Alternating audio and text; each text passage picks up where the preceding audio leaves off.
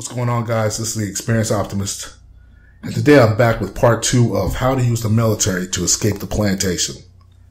So this is for all the young men who want to become officers. So when joining the officer ranks, all the same principles apply. I already covered them in the enlisted video, so I'm going to cover them briefly here. Number 1, you want to be a minimalist, meaning you have to know how to save money, live on the basics, and not get into debt. All right. Number 2, you have to understand the dangers of dating, getting married, having kids, and how all of this can throw you off your life's path. Number 3, you have to be willing to be patient. To achieve this plan, to retire early in the military, you're going to have to do 20 years.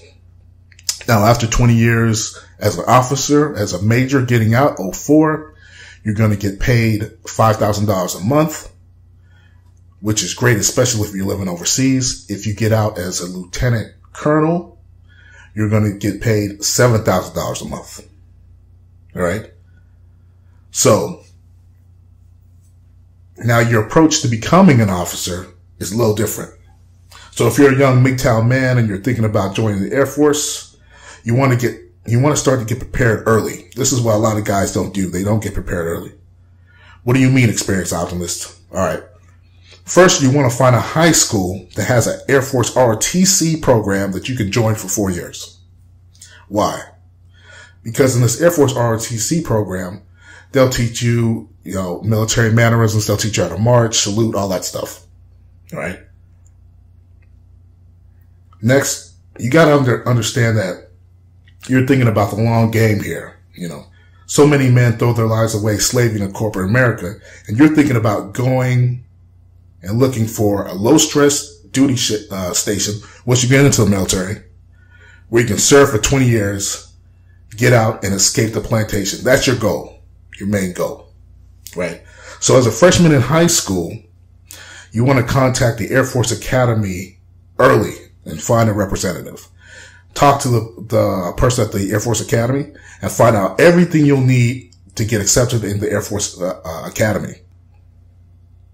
At the same time, you want to contact an Air Force recruiter and ask about the different ROTC programs at colleges that are available and what you need for them. So at the Air Force ROTC program in college, what they'll do is they'll help pay your tuition for college, and they'll pay for, I think, your 4-year degree. And then because they pay for your 4-year degree, they'll want you to serve, I think, 4 to 6 years, something like that, which is great because you're planning on serving 20 years anyway. Now, if you get accepted into the Air Force Academy in Colorado, same thing. You're going to go through there. You're going to get your degree, and then you're going to serve in the Air Force, right? So it's just 2 ways you can go about doing it. All right. Now, assuming you get good grades in high school and get into the Air Force Academy or Air Force ROTC program, you pass the program, you get your degree, and now you're an officer. This is where the fun begins. And I'm going to tell you where a lot of dudes mess up. This is where they mess up. What you do not want to do is pick a position in the Air Force in which you'll be working 12, 16 hours a day. The problem with a lot of guys, remember, men are disposable, and the military knows this. Many men are glory hounds, and hence their ego gets them in trouble. Then they fall right into the male disposability trap. Why? Because they want to be a hero. Always remember this. Less stress is best, aka stress kills. I remember I worked with this one guy who was a naval officer. And so he was a director. He was in the reserves, naval reserves. So he was a director outside at the company I worked for. And then inside the naval reserves, he was I can't remember if he was a captain or whatever. But get this. So in the corporation I worked for, this dude was pulling 16, 18-hour days, right? And then he would go to serve in the Navy, and then he was pulling another, 12 to 16-hour days. They were working this dude to death, right? But that's what happens when you're a glory hound in the military. They will work you to death, and they don't really care because they can always pull in another young officer to take your place, right? If you get burnt out. This dude was so overworked that he used to listen to death metal in his car to get pumped up to go do work. You know? So that's who you do not want to be like. And a lot of guys fall into that trap. They get in there, they want to be a glory hound, and then after that, they get out early. Then they want to be a glory hound in corporate America. Then they end up working their whole life in corporate America, and they die of like a heart attack or something. Now, they'll have like a nice car. They'll live in a nice area, a nice suburban area, a nice suburban area, but their life will absolutely suck. You want to be the guy that has a low stress officer position that after 20 years, he's getting paid, like I said, $5,000 a month, $7,000 a month, and you're living on Easy Street. That's who you want to be. So when I was in, there were two officers I remember that were on Easy Street. One was a supply officer.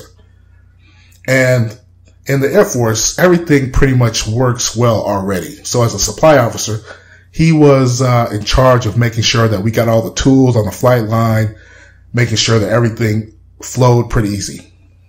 And this job was simple. That's the type of job you want. Because even if you get out early, you can always bullshit your way into a corporate job making 6 figures, saying that you were in charge of $6 billion of Air Force equipment and personnel, all that stuff. You can always bullshit your way into a good job. But while you're in the Air Force, you want that nice, easy job. So supply officer was one of them. Then there was another guy who was like a personnel officer. So he was kind of in charge of people in processing into the squadron. This job was easy as hell too.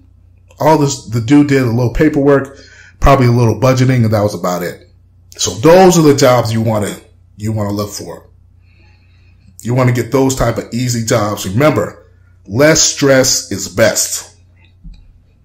Okay, so now you know some easy jobs to look out for. Now, just like enlisted, you want to pick a cool overseas location: Germany, Spain, Japan. Those are some of the places you want to pick, right? If you can get South America, that would be cool too, right? But these places, the reason why you want to pick these places, because this way you can strategically plan trips to see the world and experience life while you're young. Just like if you're an enlisted guy. You want to make sure while you're young you get out all the trips and all the things you've ever wanted to do. That is the key here. Alright. So for your military career and looking forward, you do not want to be a glory hound, and you do not want to be a guy whose ego is out of check. If you're a guy who's a glory hound and his ego is out of check, the military will use you. You'll become a disposable male. They'll use you up and toss you out to the side. All right. So your 2 goals that you're looking for once you're in the military, you got your nice, easy job, right? Low stress job, and you're waiting for 20 years to pass, right? Now, as an officer, I said this before, you want to reach 04 and above. 04 is major, right? And if you don't allow yourself to get, shanghaied by women, then you should be able to do 20 years easy. I'm going to stop here because I got to talk about this. This is important. When you're an officer and when you're enlisted in the military, girls are going to throw themselves at you. They're going to see you as a way to come up. Especially overseas, you're going to be dating a lot, and you're going to be going through a lot of women, a lot of beautiful women. And you're going to be tempted to get married. You're going to be tempted to have kids. Do not do it. I repeat, do not do it. Pump it up if you have to, but do not get into relationships. You will get screwed. Trust me. Women that date officers and get married to them generally end up sleeping. Not generally. They do. They always cheat on these guys.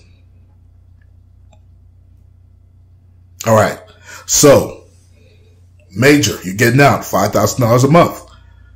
You got that's Lieutenant Colonel, $7,000 a month. If you can't go overseas somewhere and live a good life on $7,000 a month, I don't know what to tell you. I could do that here in the United States. All right, number 2, just like as before, as an enlisted person, you want to travel, travel, travel. You know, I can't say this enough. That's why I keep on repeating it. Travel, travel, travel. Do everything you always wanted to do when you're younger. I had a buddy who was in the Navy, and I mentioned this guy before. He traveled all over the place. This guy could probably die, die because he lived a happy life. At this point in my life, I traveled all over the place. I had so many experiences. If I were to die right now, I wouldn't even care. What I enjoy doing right now is this MGTOW channel and helping men out. But if someone were to come and say, look, man, it's over for you, I'd be like, all right, that's cool. You know, I've already traveled around the world. I had a lot of good experiences. I can't complain. There's a MMA fighter, a jiu-jitsu fighter called, I believe it's Renzo Gracie. This guy had so many good experiences. He said his life has been so good. You could cut off both of his arms, cut off both of his legs, gouge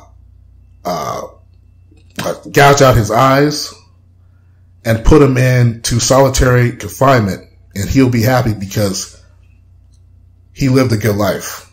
And that's where you want to be as a man, especially a MGTOW man. You want to do so many things in your life to when you look back on your life, you'll be happy about it. You know, and happy not knowing that your life was shanghaied by some woman and some kids that you didn't want. Now, a couple of things you got to watch out for. In the officer rankings, they're a little bit more political and there are some diversity issues, but still, it's nowhere near the level of bullshit you're going to have to deal with corporate America. Trust me on this. So stick to the plan, and in 20 years, you'll be off the plantation and loving life. So if you like this video, give a thumbs up, like, subscribe, support other MGTOW channels, and I'll talk to you later.